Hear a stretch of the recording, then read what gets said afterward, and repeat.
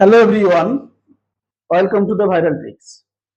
আজকে আমরা 13 দ্বারা বিভাজ্যতার নিয়ম শিখব। 13 দিয়ে কোন কোন সংখ্যাকে ভাগ করা যাবে সহজে দেখে আমরা বলতে পারবো, এবং সেই ধরনের কিছু অঙ্ক আমরা এখানে নিয়ে নিয়েছি। সেই অঙ্কগুলো প্র্যাকটিস করে দেখব 13 দ্বারা বিভাজ্য হচ্ছে কি হচ্ছে না। নিয়মটি হচ্ছে, কোনো সংখ্যার শেষ অঙ্ককে 4 দ্বারা গুণ করে অবশিষ্ট সংখ্যার সঙ্গে যোগ করলে প্রাপ্ত যোগফল যদি 13 দ্বারা বিভাজ্য হয়, তাহলে সম্পূর্ণ সংখ্যাটি 13 দ্বারা বিভাজ্য হবে। অর্থাৎ কোন একটা সংখ্যা আছে, সংখ্যার শেষ অঙ্কটাকে নেব, দিয়ে তাকে 4 গুণ করব, করে ওই শেষ অঙ্কটা বাদ দিয়ে বাকি যে অঙ্কটা পড়ে রইল তার সঙ্গে ওটা যোগ করব। যোগ করার পরে যে সংখ্যাটা পাবো সেটা যদি 13 দ্বারা ভাগ করা যায়, তাহলে সম্পূর্ণ সংখ্যাটিকে 13 দ্বারা ভাগ করা যাবে। দেখা যাক, এখানে যেমন প্রথমে আছে 325 একটি সংখ্যা, এটি 13 দ্বারা বিভাজ্য কিনা দেখব। এর শেষ অঙ্ক কি আছে? 5। এই 5-এর সঙ্গে 4 গুণ করব, কত হয়? 5 4 20। 20 পেলাম, সেই 20টা বাকি যে সংখ্যা, বাকি সংখ্যাটা কত? অবশিষ্ট সংখ্যাটা 32। এর সঙ্গে যোগ করব আমরা 20। কত হয়ে গেল? এটা 52। 52 কিন্তু 13 দ্বারা বিভাজ্য। যেহেতু 52 13 দ্বারা বিভাজ্য, তাহলে 325 এই সংখ্যাটিও কিন্তু 13 দ্বারা বিভাজ্য হবে। এর পরের যে সংখ্যা, এখানে শেষ অঙ্ক কি আছে? 6। 6-এর সঙ্গে যদি আমরা 4 যোগ করি, 4 গুণ করি, কত হবে? 24। এই 24টা এখানে আমরা যোগ করব, তাহলে এটা হয়ে গেল 5, এটা হয়ে গেল 9, 1।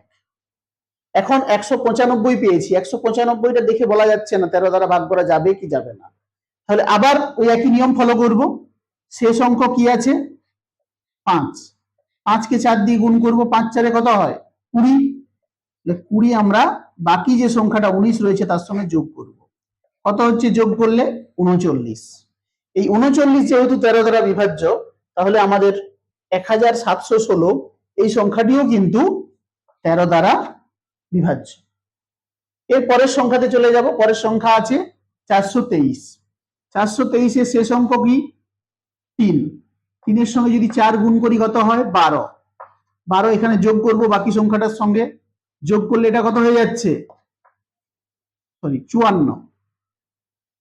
54 হচ্ছে, কিন্তু এই 54 কিন্তু 13 দ্বারা বিভাজ্য নয়।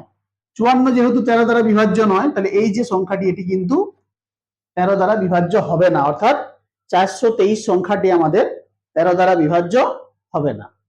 এর পরের সংখ্যা 24,375। এই সংখ্যার ক্ষেত্রে শেষ অঙ্ক কি? 5। 5-এর সঙ্গে গুণ করব 4। 5 4 কত হয়? 20। 20 বাকি সংখ্যাটার সঙ্গে যোগ করব, কত হচ্ছে? 7 5 4 2, 2457। এটা কিন্তু 13 দ্বারা বিভাজ্য কিনা আমরা দেখে বলতে পারবো না। ওই একই রুল তার জন্য ফলো করব। শেষ অঙ্ক কি আছে? 7। 7-এর সঙ্গে গুণ করব কত?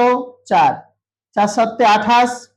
28 এর সঙ্গে যোগ করব, 28 যোগ করলে কত হয়? 4 5 13, 3 হাতে থাকলো 1, এখানে 4 6 1 7 2, 273। 273 কিন্তু আমরা দেখে বলতে পারবো না 13 দ্বারা বিভাজ্য হবে কিনা। এই জন্য আমাদেরকে কি করতে হবে? আরো একটা পদ্ধতি, আরো একটা ধাপ, বা আরো একবার এই প্রসেসটা ফলো করতে হবে। তাহলে শেষ অঙ্ক কি? যদিও সংখ্যাটা ছোট ছিল, আমরা সহজে একটু ভাগ করে বলে দিতে পারতাম 13 দ্বারা ভাগ করা যাবে কিনা, কিন্তু একদম ছোট সংখ্যায় নিয়ে চলে আসবো। যতক্ষণ না বুঝতে পারছি সহজে, ততক্ষণ পর্যন্ত একই পদ্ধতি ফলো করে নিয়ে আসবো। বা যদি কেউ মনে হয় আমি বুঝতে পারছি 13 দ্বারা বিভাজ্য হবে, তাহলে আর করার দরকার নেই। এটা দেখে বোঝা যাচ্ছে 13 দুগুণে 26, 13 একে 13 ভাগ করা যাবে। তাও আমি আরো সহজ করে দেওয়ার জন্য আরেকবার পদ্ধতিটা ফলো করছি। একে গুণ করব কত? 4 দিয়ে। 4 3 কত হয়? 12। 12 এর সঙ্গে যোগ করব, কত হয়ে যাচ্ছে? 39। 39 কিন্তু আমাদের 13 দ্বারা বিভাজ্য।